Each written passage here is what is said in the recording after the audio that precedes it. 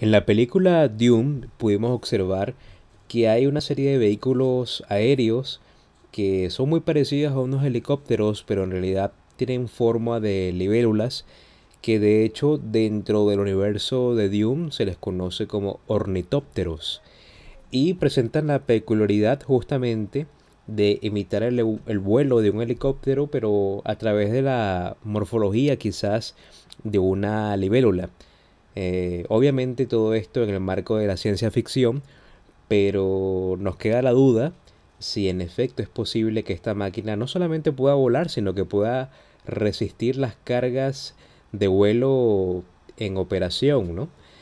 Particularmente la falla de fatiga, que es una de las fallas más frecuentes en la industria y que corresponde justamente al caso de carga que estamos viendo en las escenas cuando el ala de este ornitóptero se somete a cargas cíclicas. Entonces lo que uno podría intuir es que inevitablemente en cierto momento va a aparecer una microgrieta en la base o en la articulación del ala que poco a poco se va a expandir y va a propiciar la fractura del material.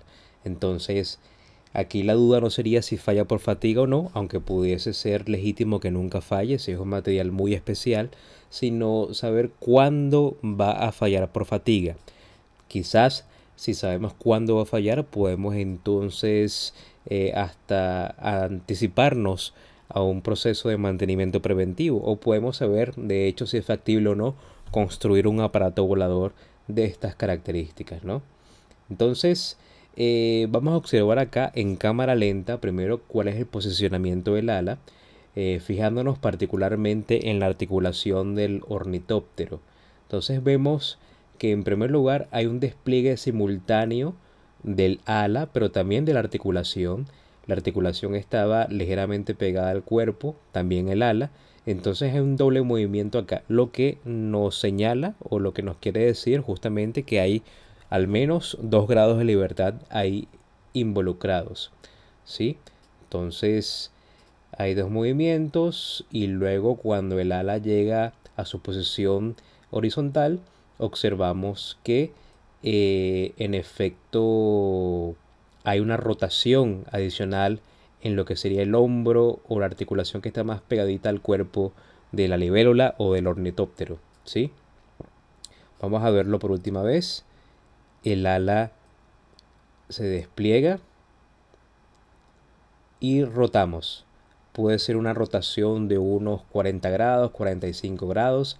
Sabemos que el despliegue total va desde unos pocos grados hacia 0 grados o hacia 90 grados, dependiendo de cómo tomamos esto, de cómo tomemos la referencia. Y bueno, todo esto ya nos da unos indicios acerca de cómo diseñar esto en SolidWorks al menos, de cómo podría ser el mecanismo. Y en este momento, pues lo que se nos ocurre es que, claro, el ala eh, puede desplegarse a través de una articulación, pero lo que sería este hombro o la primera articulación que va pegada al cuerpo de la nave correspondería más bien al mecanismo de una rótula esférica. Entonces vamos a verlo directamente en el software. Y pues bien, aquí ya estamos en SolidWorks. Podríamos imaginar que la nave está en el lado izquierdo de la pantalla, pero para fines de evaluar el movimiento y de una posterior simulación, tanto de fluidos como estructural, es completamente irrelevante. Vamos a enfocarnos solamente en el ala. Ahora, como comentaba, los posibles mecanismos que estén conceptualizados en la película y en la escena en particular que hemos visto son un mecanismo de articulación, que es el que estamos viendo acá, que permitiría que el ala pase de unos, digamos, 5 grados, 10 grados a unos 90 grados. Y también tenemos un mecanismo de rótula que está acá pues diseñado de esta manera, pero creo que una forma mucho más eficiente de poder observar cómo está construido este diseño es a través de una vista explosionada. Entonces, si animamos esta vista, vamos a ver poco a poco cuáles son las piezas que están involucradas. Tenemos, por supuesto, el ala en cuestión. Esto realmente puede ser un ensamblaje en sí mismo con varios componentes más, pero para fines del video, para fines de simulación también lo hemos simplificado en una sola pieza. Tenemos esta articulación que es muy fácil de intuir, con un tope para que no sobrepase los 90 grados. Y tenemos una suerte de estructura cilíndrica, un barril que está acoplado a la articulación y también a esta tolva con amortiguadores, cuyo conjunto en su completo, en su conjunto completo, quiero decir, está vinculado a esta rótula esférica, ¿sí? Entonces vamos a acoplarlo para que veamos más o menos cómo está todo unido. Entonces animamos el colapso. ¿Ok? En este caso estos amortiguadores que se ven en la parte superior e inferior son estrictamente cosméticos. Se supone que están dentro de la imagen gráfica 3D de la película para indicarnos que se encargan de amortiguar las vibraciones del ala, pero estas vibraciones no van a ser evaluadas en este caso, ¿no? Entonces, para fines de mostrar el 3D es importante aquí señalarlos, pero no interfieren en la simulación que vamos a hacer a continuación. Ahora, para verificar que estos movimientos sean los correctos, en SolidWorks contamos con una herramienta que se nutre de las relaciones de posición o de los grados de libertad restringidos a través de las relaciones de posición, y esta herramienta se llama Make Controller. Entonces, lo primero que podemos hacer con el Make Controller es capturar todas las relaciones de posición personalizadas que hemos dispuesto como usuarios, como diseñadores, para regular el movimiento del ensamblaje. Vamos a ubicar el ensamblaje en una posición inicial que se parece mucho a una vista superior del ornitóptero, ¿sí? Y acá tenemos entonces tres tipos de movimiento: una rotación en Y una rotación en Z, que corresponden a la rotación en Y y en Z considerando este sistema de coordenadas, pero de este conjunto o de este primer conjunto que vamos a llamar el hombro, vamos a llamarlo el hombro de la libélula, ¿sí? Vamos a ver acá cómo esto puede rotar. Aquí estamos rotando con relación al eje Y con relación al eje Z también podemos rotar así, ¿ok? Vamos a ubicarlo en su posición original. Recomiendo mucho que cuando se use el Make Controller logren o conciban construir relaciones de posición cuyo estado neutro sea los 90 grados. ¿Por qué? Porque eso permite manejar grados o ángulos positivos y negativos. Entonces, por ejemplo, si estamos hablando acá de una rotación con relación al eje Z, o sea, para subir y bajar este hombro, si yo digo que esto tiene 120 grados, podemos elevarlo así, pero si digo que esto tiene unos 60 grados, podemos bajarlo así, ¿ok? Entonces, en ese sentido es muy útil que la referencia o el eje neutro, por llamarlo de alguna manera didáctica, esté a los 90 grados. Es muy fácil manipular los grados de libertad de esa manera. Y con relación al eje, al despliegue del ala, pues es fácil intuir que la articulación pues me permite esta clase de movimiento. Voy a dejarlo hasta unos 20 grados más o menos, ¿ok? Y recordemos que al principio de la escena el ornitóptero o las alas del ornitóptero estaban ubicadas en esta posición y también con el hombro un poco más abajo, ¿ok? Vamos a decir que esto estaba más o menos así, a unos 80 grados. Esta es la posición inicial. Entonces, con esto sí podríamos verificar, que los movimientos del ala y por lo tanto el diseño, al menos propuesto, se parece mucho a esta realidad o al menos a la escena de ciencia ficción que acabamos de ver. Porque si yo quisiera imitar la escena anterior, entonces sé que debo elevar esto a unos 90 grados, el hombro lo subo a 90 grados, a la vez que el ala se va desplegando también a unos 90 grados. Y cuando por fin llega a estos 90 grados, entonces ocurre el último movimiento, que es una rotación con relación al eje Z, que vamos a decir que es una rotación de unos 45 grados aproximadamente, ¿ok? Para caer en 45 grados. Y aquí tenemos los tres movimientos. Cada uno de estos movimientos se puede animar y se puede construir realmente el Make Controller, ¿sí? Ahora bien, habiendo visto que al menos desde el punto de vista conceptual el diseño parece funcionar, nos queda una hoja de ruta para realizar las próximas simulaciones. Entonces, lo primero que deberíamos hacer es estimar la velocidad de aleteo del, del ornitóptero, ¿sí? De una de las alas. Luego, con esa velocidad, podríamos entrar a una simulación CFD o análisis de dinámica de fluidos para obtener luego la presión sobre el ala durante el vuelo. ¿Ok?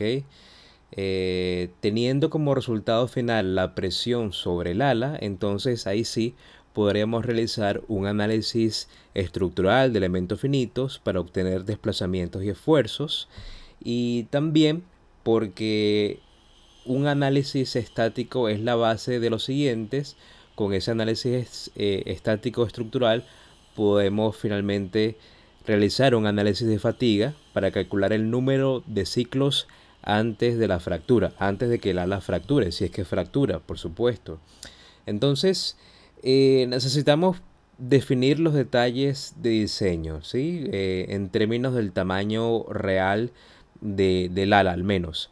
Entonces, en esta escena estamos viendo que los protagonistas están corriendo hacia la nave y están corriendo con unas zancadas relativas, vamos a llamarlo así, de 1 metro aproximadamente cada uno. Podríamos decir que la distancia que están recorriendo o el espacio que estamos viendo en la imagen es de 1 metro, más o menos.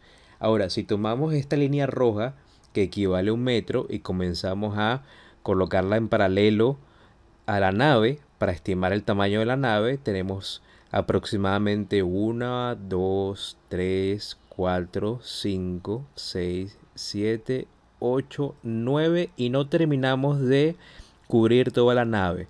Pero ya sabemos de antemano que aproximadamente hay unos 9 metros en lo que estamos viendo por acá y nos faltaría la colita del vehículo, ¿no? La parte final del ornitóptero. Ahora, en esta otra imagen ya tenemos el ornitóptero completo. Más o menos hasta acá es lo que corresponde a la imagen pasada. O sea, los 9 metros van desde la punta color ámbar hasta este dispositivo, hasta este relieve que vemos en la nave. Eso fue lo que vimos en la imagen pasada. Y nos quedaría este restante. Por lo tanto, podríamos más o menos asegurar o suponer, mejor dicho, que la distancia total del cuerpo del ornitóptero es de 12 metros de longitud. Y si lo comparamos también con el tamaño del ala, vemos que el ala es mucho más grande. Sin embargo, el ala parte del centro o un poquito más a la derecha del cuerpo. Entonces trazamos una línea y con ayuda pues de estas imágenes podemos colocar en paralelo la primera línea que corresponde a la longitud total de estos 12 metros del ornitóptero y la comparamos con la línea naranja que corresponde a la longitud total del ala, ¿no? Ahora, si la primera línea son unos 12 metros y observamos que esta línea ocupa las 2/3 partes de la línea naranja, es decir, que nos faltaría como un 30% más para completar o equipararnos a la línea naranja. Entonces podríamos suponer que el ala en cuestión tiene una longitud de unos 18 metros aproximadamente. ¿Ok? Luego habría que estimar la velocidad de batido o de aleteo del ornitóptero, ¿no? Entonces, realmente es un poco complicado estimarla porque aún poniendo el video en cámara muy lenta, vemos que los batidos son muy rápidos. Así que empíricamente, aproximadamente a vuelo de pájaro, con la regla del pulgar, vamos a llamarlo así, hemos dispuesto que son aproximadamente unas 5 batidas por segundo, lo que equivalen a unos 300 RPM.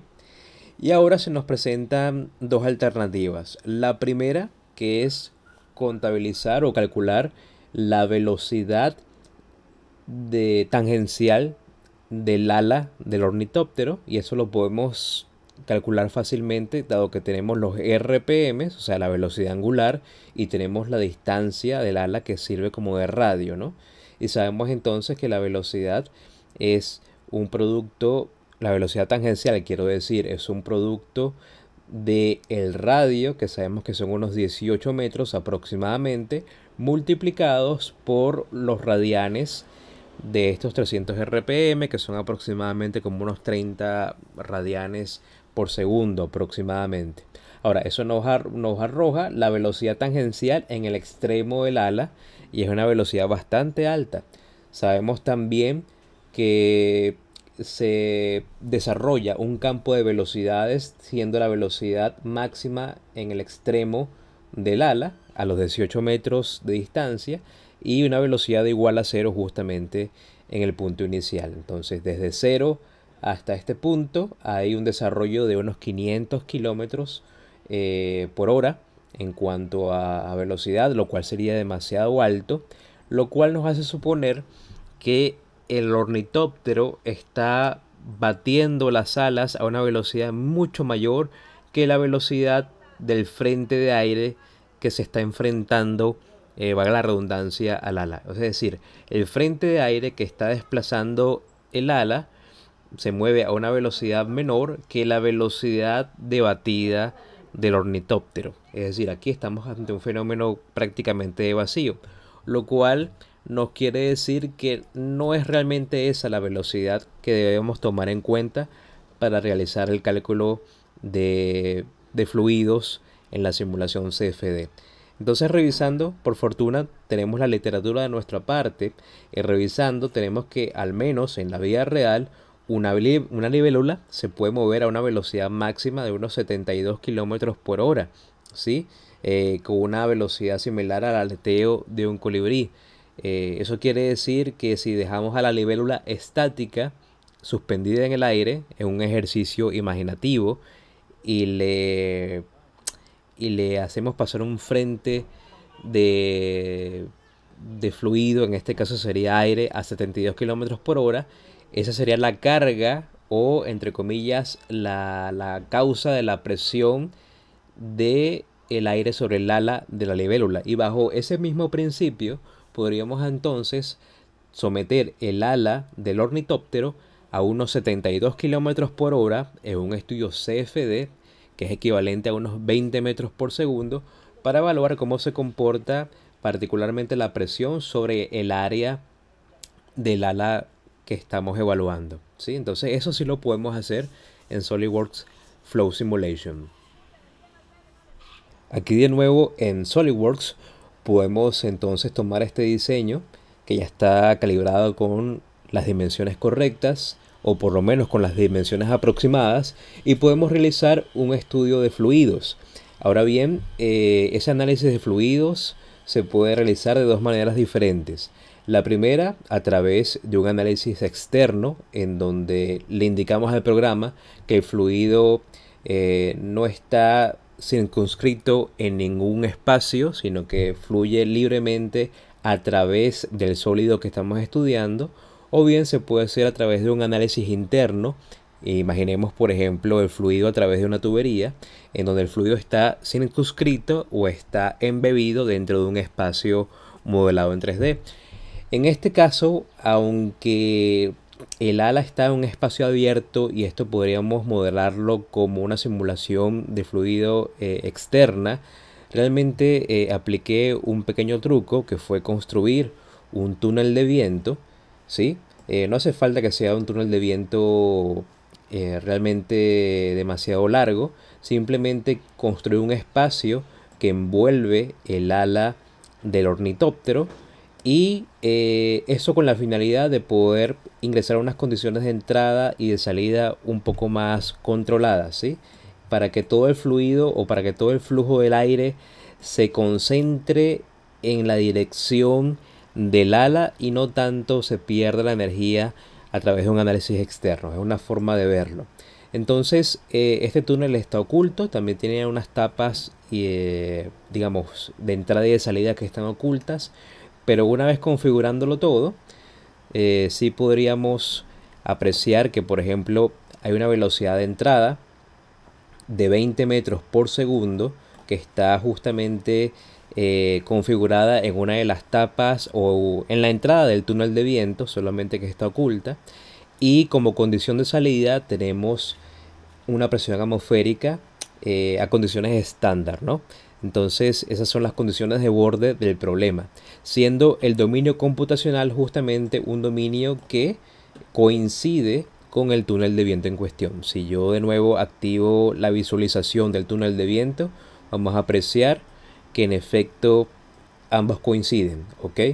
Entonces eso me permite un desarrollo mucho mejor del fluido dentro de este espacio, me permite que la simulación sea mucho más rápida y permite que nos concentremos realmente en el problema, que es averiguar cuál es la presión sobre el ala del ornitóptero. Sabemos que esto está dispuesto en realidad de esta manera y tiende a aletear, digamos, rotando sobre el eje Z, pero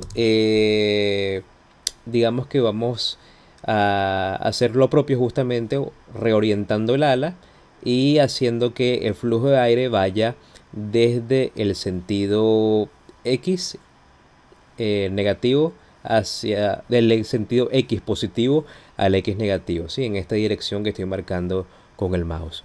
Entonces, una vez configurado esto y algunos goals u objetivos que todos tienen que ver con presiones y velocidades, vamos a intentar averiguar particularmente cuál es el nivel o cuál es la magnitud de la presión total. La presión total en Flow Simulation está definida como la presión de estancamiento, como la presión que ejerce la partícula de fluido sobre una pared, siendo que esta partícula ya no se puede mover más gracias a ese obstáculo.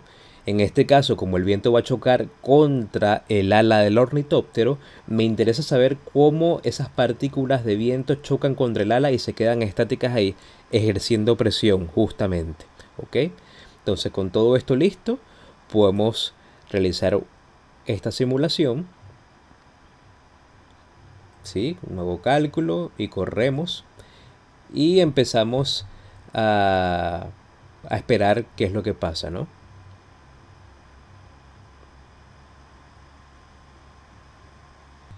Entonces, en una vista superior podemos apreciar cómo el aire impacta en esta dirección, como vemos en la flecha, sobre el ala y se va generando un campo de presiones cada vez mayor, ¿sí? Esto está de alguna forma vinculado a los colores que estamos observando, siendo las magnitudes más pequeñas de color azul y las magnitudes más altas de color rojo. No estamos viendo acá un campo de temperaturas, sino un campo de presiones.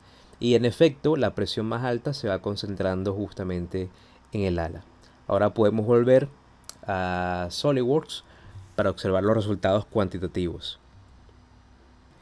Ya con los resultados obtenidos de la simulación de fluidos, entonces puedo echarles un vistazo a las diferentes gráficas que me proporciona el programa. Y lo primero que uno debería hacer cuando realizamos una simulación CFD es evaluar que la dirección del fluido sea realmente la correcta, o que por lo menos las cosas estén funcionando como lo estábamos esperando.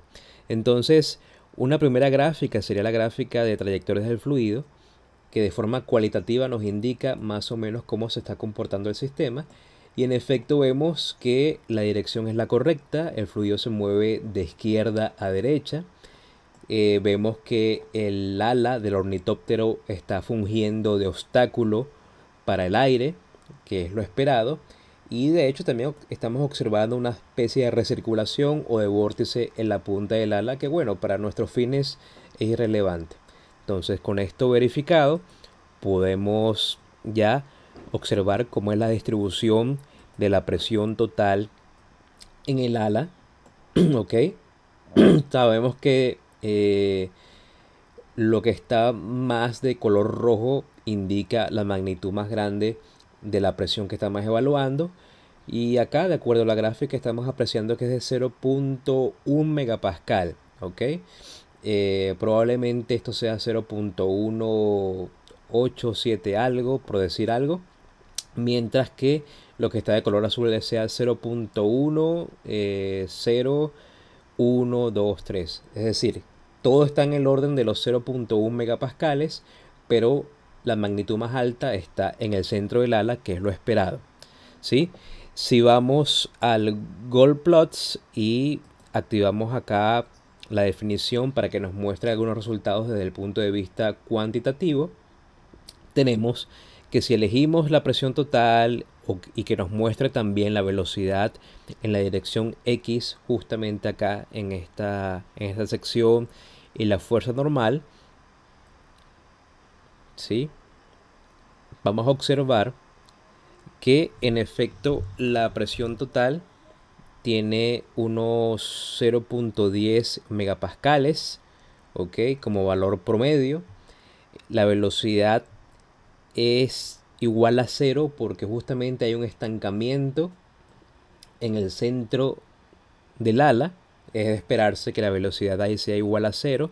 Y la fuerza normal, si no queremos evaluarlo en términos de presión, sino en términos de fuerza, la fuerza normal en la dirección X sobre el ala es de aproximadamente unos 17.250 newtons. Eso quiere decir que yo podría enfrentar el problema de dos maneras distintas, bien sea a través de una presión de 0.10 megapascales sobre el ala, o bien a través de unos 17.250 newtons. Hay dos formas distintas de poder aproximarnos a la simulación estructural con estos valores de entrada. Finalmente, puedo aprovechar la capacidad de SolidWorks Flow Simulation para trasladar los resultados de fuerza y presión hacia una simulación estructural, también acá en la misma interfaz. Entonces, para ello voy a herramientas, Flow Simulation,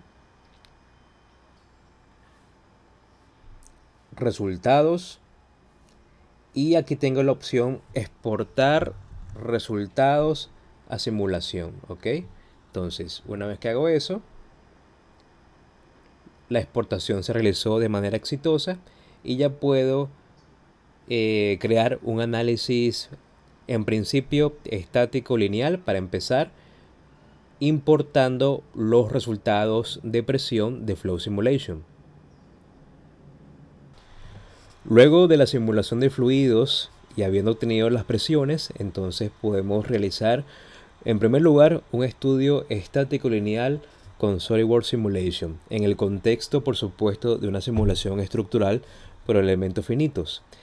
En este caso hemos dispuesto unas restricciones en la base del ala para que no se muevan, justamente para que esté en una posición fija en el espacio, mientras que los otros grados de libertad son completamente libres.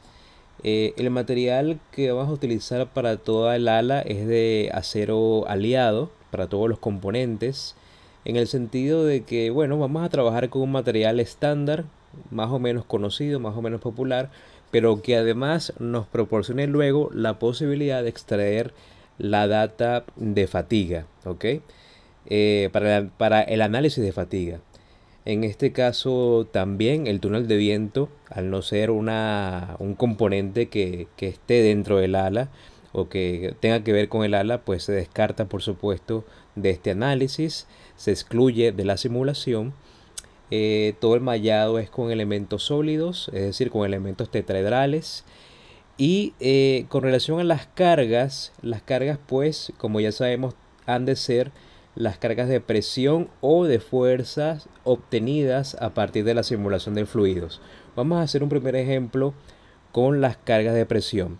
Para poder importarlas, o sea, ya se exportaron desde la simulación de fluidos, pero para poder importarlas a nuestro estudio actual, lo que debemos hacer es entrar a las propiedades, vamos a la pestaña Flow Thermal Effects o efectos térmicos o de fluidos, y acá existe la opción que se llama incluir la presión del fluido o incluir los efectos de presión del fluido desde SolidWorks Flow Simulation. Si activamos esto, vamos a poder entonces importar esa solución.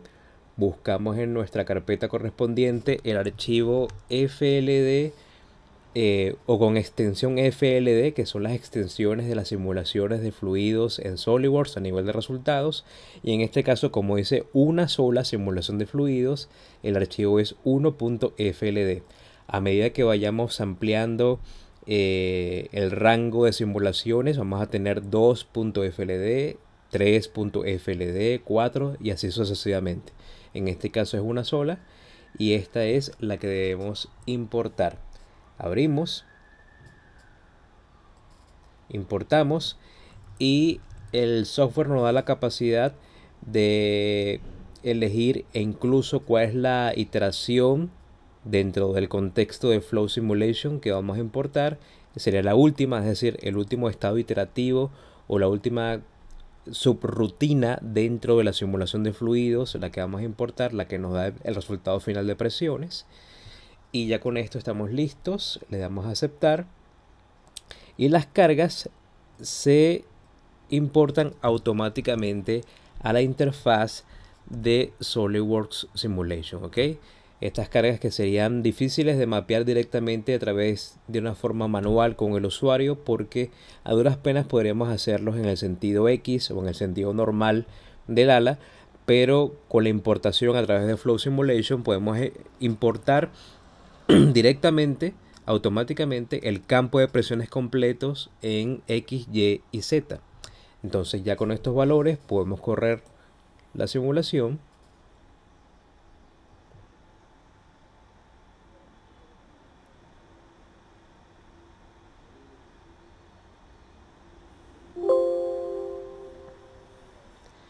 Y obtenemos resultados de esfuerzos y desplazamientos, ¿ok? Entonces acá observamos, como es de esperarse, porque estamos efectuando, si vemos el ala bajo esta perspectiva, es completamente razonable que los esfuerzos máximos estén conseguidos en esta zona. Voy acá a ocultar los resultados o la simbología de simulación para no embasurar la vista. Es completamente razonable que encontremos los esfuerzos máximos en este punto si estamos efectuando una presión tipo palanca o con un momento o con un torque justo en el ala a través de la presión del aire. Entonces, si nos acercamos un poco, vamos a observar que la zona de máximo esfuerzo se concentra justo acá en la articulación que permite el despliegue del ala. Obviamente haría falta una investigación un poco más a detalle para saber si no se trata más bien de una singularidad matemática o si es realmente una consecuencia de la geometría y de la pieza. También en el encuellamiento al inicio del ala, ¿sí? O de la pala, vamos a encontrar justamente una concentración de esfuerzos importantes. Sin embargo, observamos que no hay peligro de una deflexión o de una deformación permanente, en vista de que el límite de fluencia del material es de 620 megapascales y aquí en el peor de los casos tenemos unos 140 megapascales. Así que a nivel de resistencia estamos bien, al menos con esta clase de acero. Y con desplazamientos vemos que el desplazamiento máximo del ala es de unos 190 milímetros, casi unos 20 centímetros, ¿no? Entonces, si animamos esto un poco, estamos a una escala de 2 para apreciar mejor el comportamiento del movimiento o de la tendencia del movimiento. Recordemos que estamos en un análisis estático, por lo tanto el sistema está en equilibrio. Vemos que la tendencia es justamente la correspondiente, ¿no? Sí, se parece bastante a lo que quisiéramos esperar de esto, a lo que esperamos de la simulación. Ahora, en esta simulación estática lineal podemos también realizar no un análisis de fatiga, sino un diagnóstico de fatiga. El diagnóstico de fatiga es una herramienta de chequeo rápido para ver si realmente tenemos peligro de fatiga en la pieza en función de algunas variables como los procesos de fabricación del ala, en función del tipo de carga aplicada y también, por supuesto, dependiendo del tipo de ciclo de carga. Entonces, aquí estamos aplicando una carga completa de ciclo completo.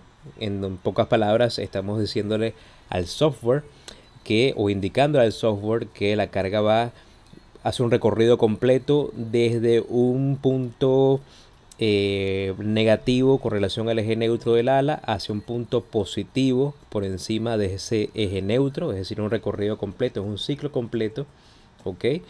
Y además estamos diciéndole que toda esta pieza está maquinada y sometida a flexión, lo cual nos da un factor acumulativo de unos 0.69, ¿ok? Entonces, esto quiere decir que cuando hagamos la simulación de fatiga, formalmente la simulación de fatiga, sería bueno considerar el factor acumulativo, que son los famosos KF, son estos coeficientes que se multiplican entre sí para ir corrigiendo poco a poco las circunstancias ambientales y de materiales y de fabricación de la pieza.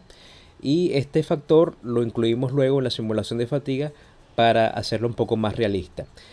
El factor acumulativo es la sumatoria de factores que influyen en la corrosión sobre el ala. Los factores ambientales, por ejemplo, son una de las causas más frecuentes. Los procesos de fabricación que fomentan las grietas dentro de la pieza. La temperatura también es uno de los factores a considerar. El tipo de carga, por supuesto, también incide. Y todo eso multiplicado entre sí nos da un coeficiente que nos reduce al menos hasta un 30% las consideraciones de resistencia del ala. ¿Sí? Simplemente ese factor sería lo más importante en este momento de la simulación. Por otro lado, así como entramos a través de la presión total como valor de carga para el ala, también podríamos hacer lo propio con las fuerzas.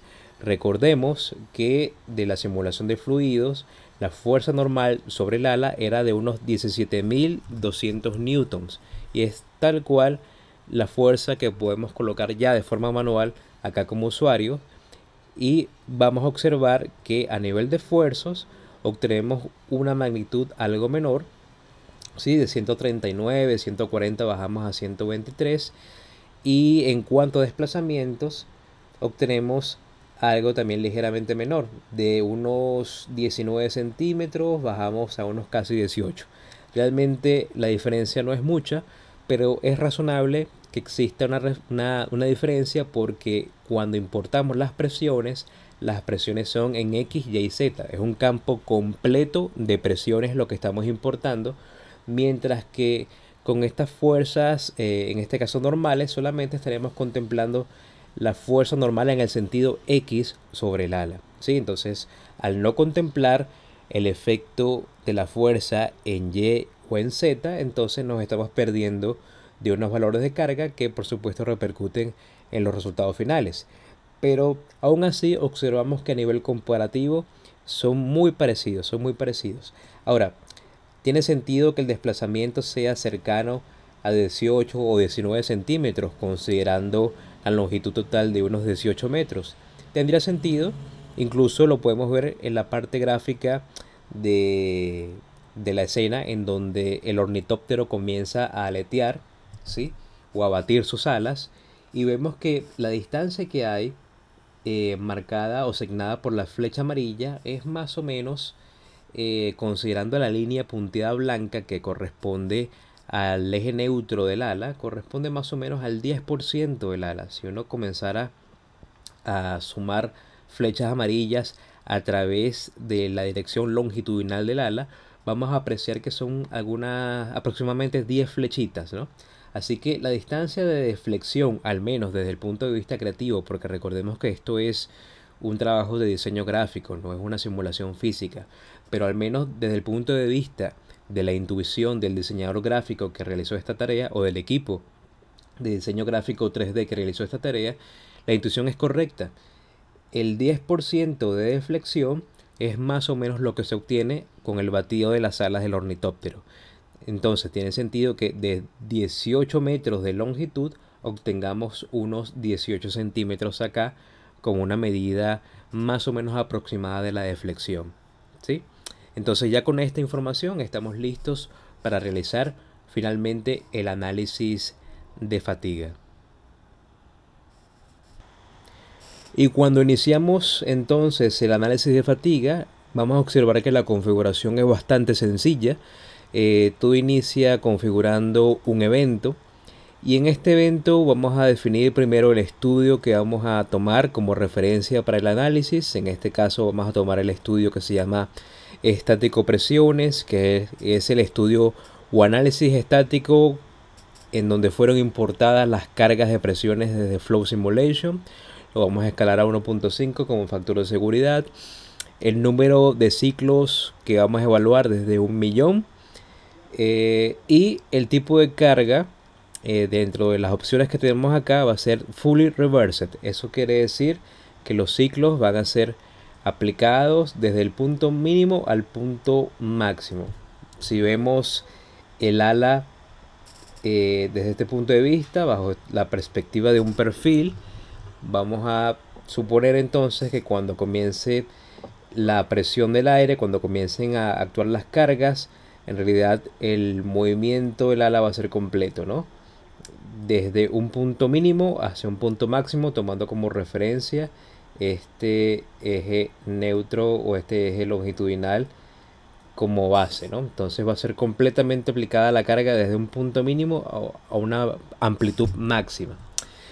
Y en las propiedades vamos a definir que el cálculo se haga a través de los esfuerzos de von Mises, y que la corrección del esfuerzo medio o del esfuerzo principal se haga con el modelo de Herbert, que es ideal para materiales dúctiles, ¿ok? Entonces eso por ese lado. Lo más importante en un estudio de fatiga, por supuesto, viene siendo la curva SN o la curva del material. Acá hemos dispuesto todo con el mismo material que hemos configurado antes para el estudio estático lineal. Y si no disponemos de la curva SN, ¿sí? Si no contamos con la curva o con los valores de la curva a través de una tabla de Excel, dependiendo del material que hayamos elegido, podemos derivarla a partir del módulo elástico del acero aliado que hemos configurado antes. Fíjense acá que las propiedades indican que seguimos con el acero aliado, pero a partir del módulo elástico se puede derivar un aproximado de una curva SN o una curva de esfuerzo, número de ciclos. Vamos a verla en escala semi-logarítmica, y al apreciarla observamos que tenemos la típica curva SN, ¿no? De los análisis de fatiga. Entonces esta es la curva con la cual vamos a trabajar para el análisis presente. Entonces con esto y con estos datos aplicamos, cerramos. Esto aplica para todos los componentes del ensamblaje. Por supuesto el túnel de viento está excluido de esto. Esto no tiene nada que ver. Y vamos a correr la simulación de fatiga.